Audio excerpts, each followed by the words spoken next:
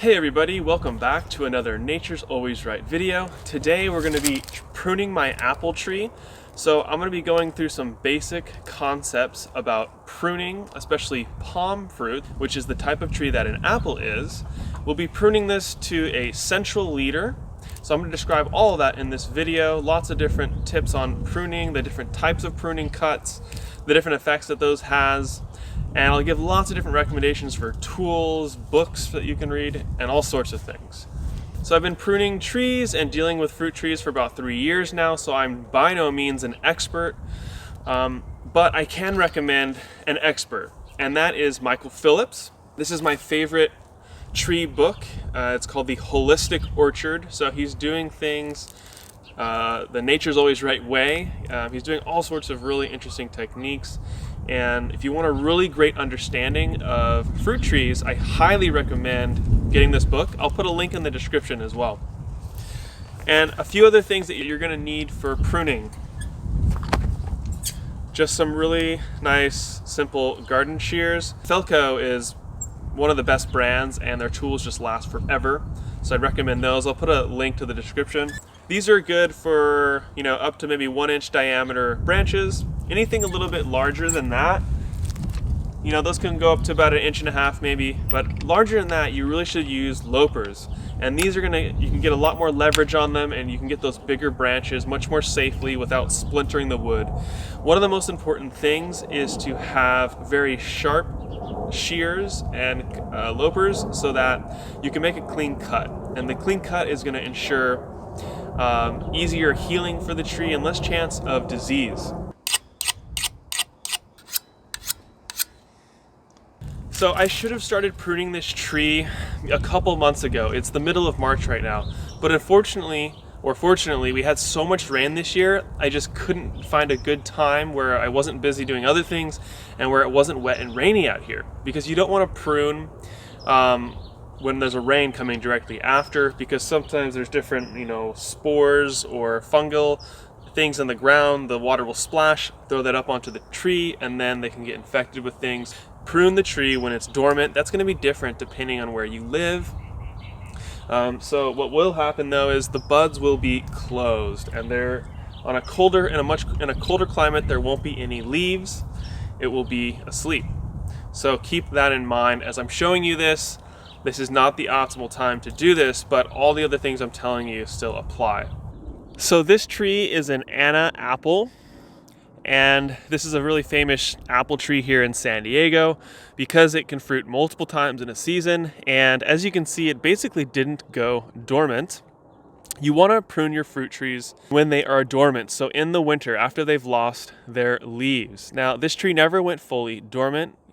It still kept some of those leaves. We had a colder winter than normal, but here in Lemon Grove, we barely get any frost. We have very low chill hours. This apple, I think, is around a 200 a year chill hour requirement. It even flowered during the winter, as you can see that apple right there. I'm trying to prune this to a central leader. This is a semi-dwarf tree, and semi-dwarf trees can grow to about 15 feet in height. A standard size trees will go upwards, you can go up to 25 feet or maybe more. So a semi-dwarf tree has a little bit less vigorous growth, and we want that because my landlords really want to keep this tree short. So within, a 6 foot tall person's reach, basically. So that's going to come into play as we're pruning this. Now let's take a look at some features of the apple tree. One of our big jobs in pruning is to increase the amount of sunlight penetrating into the inner area of the tree and to allow more airflow. Now, these fruiting buds and the fruit themselves need to have sunlight on them to ripen correctly. So one of the big jobs is to look at this tree and to plan it out for the next year or two. Where the cut's going to be, what are the responses of those cuts going to be later on into the tree's life. So these buds here, these are places where leaves are going to come out. Some of these will be fruiting buds or fruiting spurs. So now on the tree itself, you have lateral branches, and then you have more the structural branches that are holding the lateral ones. We're looking at these lateral branches coming off of the structure here. We want what's called a crotch angle, this angle here, to be somewhere between 45 and 60 degrees. Now the reason that we want a crotch angle to be 45 to 60 is for the strength of the branch. We want it to be very strong, to be able to hold fruit, to be able to blow in the wind and not be snapped. So another thing, or a little tool I'll tell you guys about that you might want to look into, these are for putting in between the branches so you can change the crotch angle of a branch. So say it was too sharp of a branch angle, you could put this in between, and these are called branch spreaders, and it just spreads it out. When the tree is in the first couple years, these are really good to use to help create a really strong shape. So I'll also put a link in the description for these as well. And then you're also going to notice, of course, there's flowers. So this is a really easy example to show you fruiting spurs or the fruiting buds. So this here, those little nubs coming off, those are the fruiting spurs. The flowers get pollinated by pollinating bees or other insects. And then this is where the fruit will come up. So as you can see on this apple tree here, there are lots of fruiting spurs and buds on this, which is fantastic. We'll have a lot of fruit this year. But we are going to have to make some decisions in certain areas. There may be too many buds. So we're going to take a look at that. And you can see these here, these are little water spouts coming out, this vertical one right here. These are just little vigorous things that will come up. We're going to take those out. And as we look at the tree, we're going to start from the top and work our way down.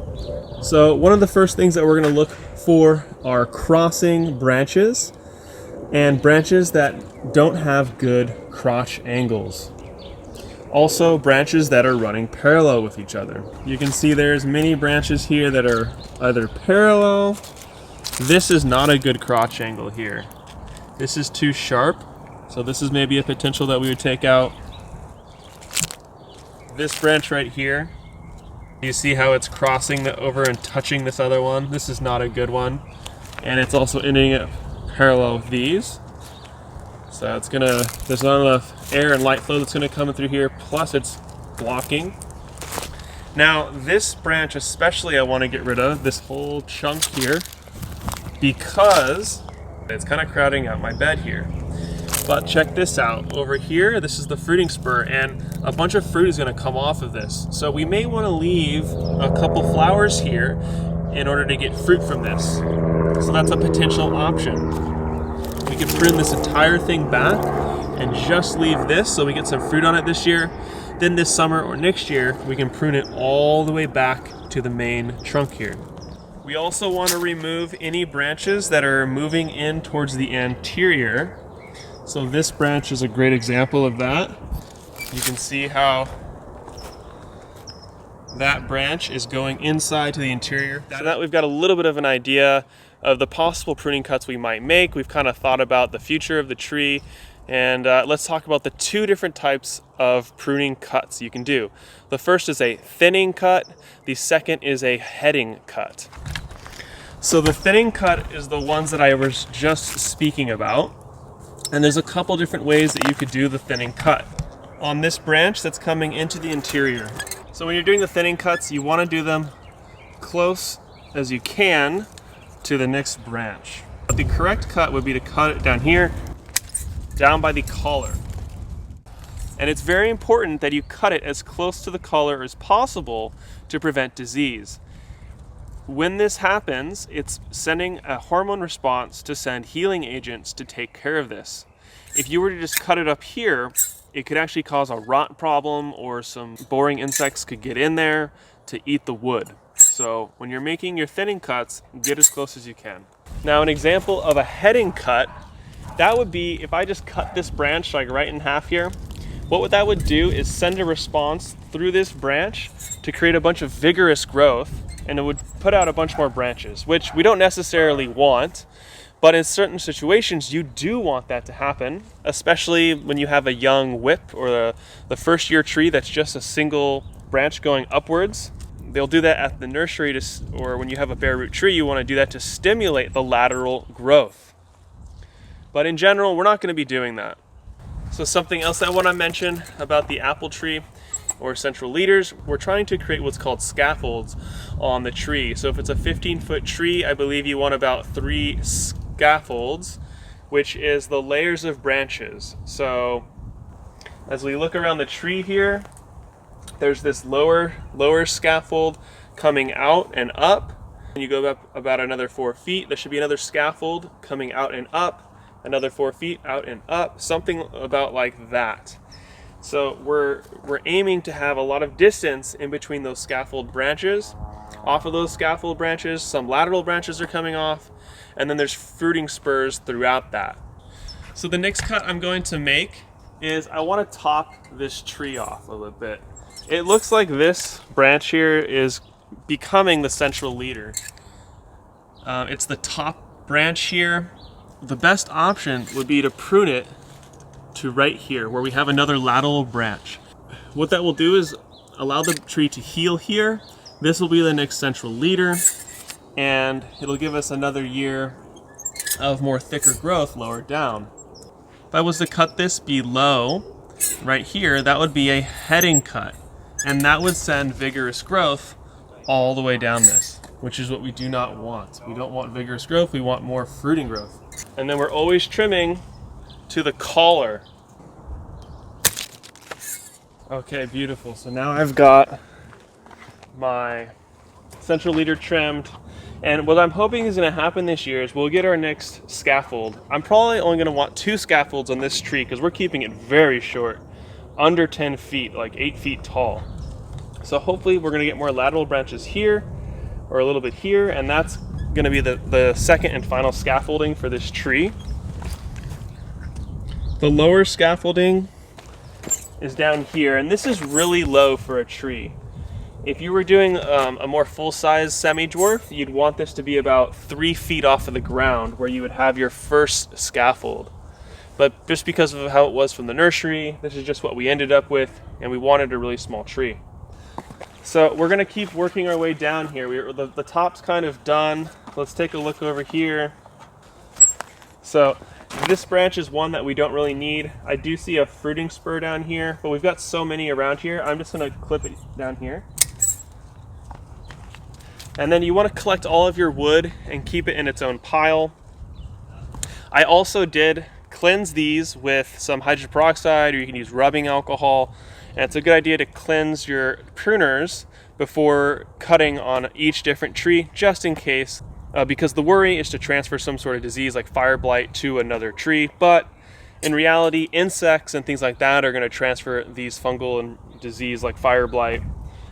So, you know, just to be extra safe, it's a good idea to clean your pruners, but it isn't the end of the world.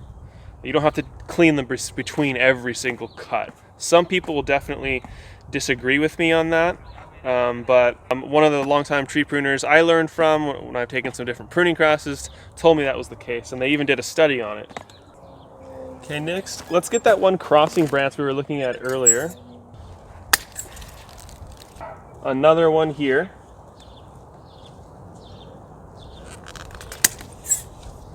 And just because it was kind of going parallel with this other one, I want to open up more light to the interior of the tree. And now remember, I talked about removing this entire branch just so we can get more room for the bed here. Now I will remove this branch, and this branch, just leaving this one thing so that I can get the fruit off this year. And then next year I'll remove it entirely back to the main trunk here. Okay, so trimming as close as I can to the collar. There we go. The collar meaning, do you see where it's got that striated horizontal lines? That's where the collar is. So flush with the collar would be right there. And that's going to cause the healing response that I talked about. If you do need a little bit more power or strength, you can rock up and down, but never go side to side.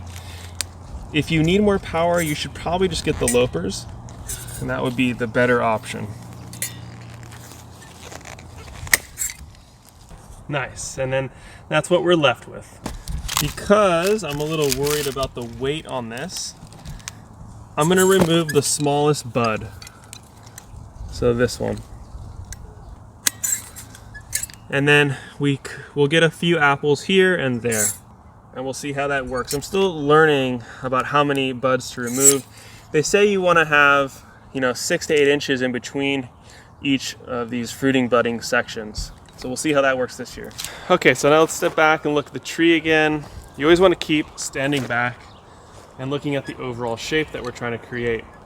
Now, if my bed wasn't here, I would have wanted to have a nice branch coming up here, but because of the bed being there, I don't want that.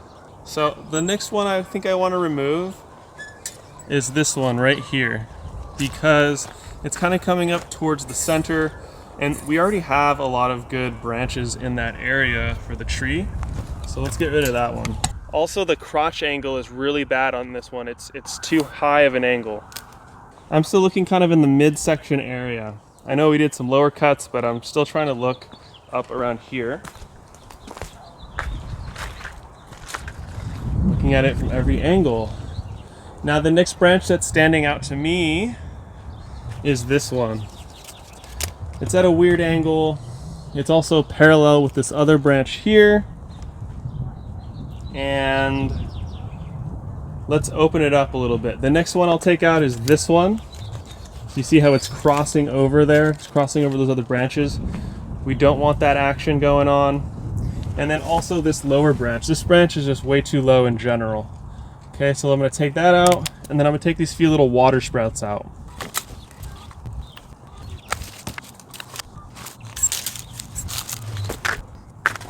Now while I'm down here removing the water sprouts, I'm just gonna remove any mulch or any of these old leaves that have gotten around the tree.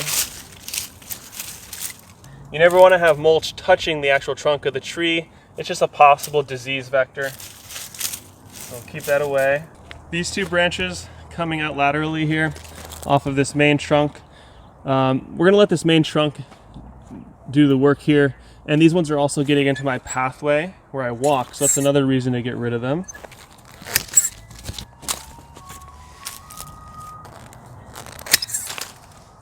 I don't know what's going on with this little branch here. I'm just gonna get rid of that.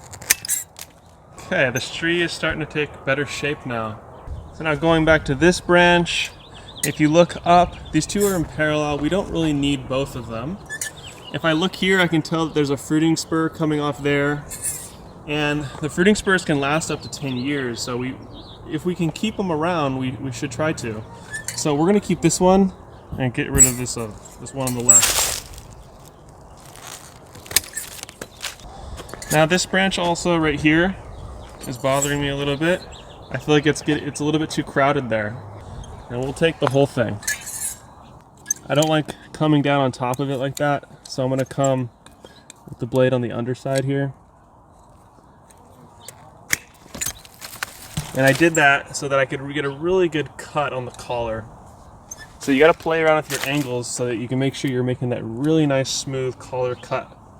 So one really important thing to remember when you're pruning, especially if the tree is already broken dormancy like this, which you should not be pruning it like this in general, you don't want to take more than 25% of the wood off this. Otherwise, it'll send a really vigorous growth response to the plant so that it won't really produce much fruit or bad fruit. So I'm gonna basically stop there this year because I'm worried about taking too much off the tree.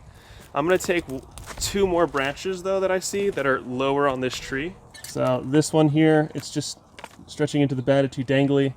This one here is in parallel and not part of the structure I want to keep. So all the stuff on the interior now is fruiting spur. And I don't want to take out any more branches because I don't want to send that vigorous response to the plant. So I think we're at a really good stopping point here. Now on this tree, because it didn't have a real good central leader from the beginning, these 2 branches will be fighting for apical dominance, or that top spot in the tree. So we'll see what happens this next year, and maybe we could remove one of them. Maybe it would be smart to remove one of them right now, but I'm very afraid to do that because I've already taken so much wood off the tree. I don't think that would be wise. So we're not going to do that, and we're going to let the tree kind of decide. Maybe I'm guessing it's going to pick this one for apical dominance. So we'll hope that it does that. And then next year we could remove this one and allow that one to be the true central leader. Now, the last remaining prunes that I might want to do is just to remove some of the fruiting spurs, because some of them are very close together. We want to have about 6 to 8 inch spacing in between the different fruiting spurs on different branches. Like this one, for instance. Imagine if apples were all along this. Do you think it could send enough energy to each apple to get good apples on each flower? Probably not. And this is also a very skinny, thin branch, so that also makes me worry that it won't be able to handle all of the fruit. I think we want to cut this thing in half because we got 1, 2, 3, 4, 5 up here. And I think it's just going to be too much. Let's try to make it stronger. Okay, so we'll take that back a little. Now look at this spur area. We got here, here, here, here, here, here. So here, down here, there's going to be too much fruit going on. So let's remove something here. Now this is something I'm trying to get better at, is envisioning the future fruit. And it can be a bit tricky. Let's take out this little guy. And then I think I'm just gonna stop there just because I'm a little too scared to take too much more. And I'm just gonna see what the tree does this year in terms of fruit, and and learn from that experience. I may make 1 or 2 very small prunes, we'll see, but I think this is gonna be the final shape of the tree now. Now the tree looks a little strange because I did clip off this one side. Normally you'd want to have the tree fully surrounded with branches. Now when I leave, I may want to let one of these lateral branches go when I leave, so that it can kind of fill in this back area, because this area would be really nice. It could collect a lot more sunlight right here, but because of growing vegetables here, I don't want to allow for that. This is a very strange situation and area to be growing a tree, but I wanted to be able to leave a couple fruit trees for the owners, and it's really nice to get some practice pruning trees. Okay, I'm pretty happy with this shape for now. I think that I let in a lot more light, there's a lot more air. I took out some of the spurs so that we can get better fruit, and now this tree looks like it'll do pretty good this year. Now there's probably a couple more branches I could take out, but like I said, I'm just a little bit worried about taking too much from the tree because it has broken dormancy. So I'm gonna stop right there.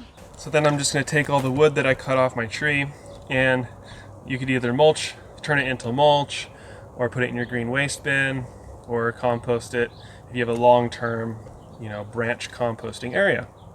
All right, so that's a pretty quick, basic pruning lesson for you guys. I hope you learned a few things and some new things to look up and research more on your own. I highly recommend this book, The Holistic Orchard. It's just fantastic. You'll learn so many great things about trees in there and how to manage them correctly. He talks about stone fruit, palm fruit, berries, as well as fruit trees, all different kinds. And, pest management, all these different things. He uses EM1, or effective microorganisms 1. He does all these different types of natural mineral supplements as well that I like to use. So he's just a fantastic teacher, and highly recommend him. He's got a few great YouTube videos as well. I'll link to those in the description so that you can check out more. He does it's like a 3-hour pruning session where he's just going through this one orchard. That's one of my favorite videos by him, or of him. I might have made a few mistakes, so don't take everything I said as literal. Someone who's been pruning fruit trees for 10, 20 years, those are the people that are going to have the best advice for everybody. But that's why I really recommend this book and learning as much as you can from experts, especially in your local area. So hope you guys enjoyed the video and learned a few things. And please be sure to put any comments you have down in the description. And I would love to learn anything else you guys have for me about fruit trees. So thank you guys so much, and have a great day in your garden, pruning your fruit trees. See you guys in the next episode. All the different tools and things that I've used, I'll even put some different mineral supplements that are great that even Michael Phillips recommends down in the description for you guys, so that you can take the best care of your fruit trees possible.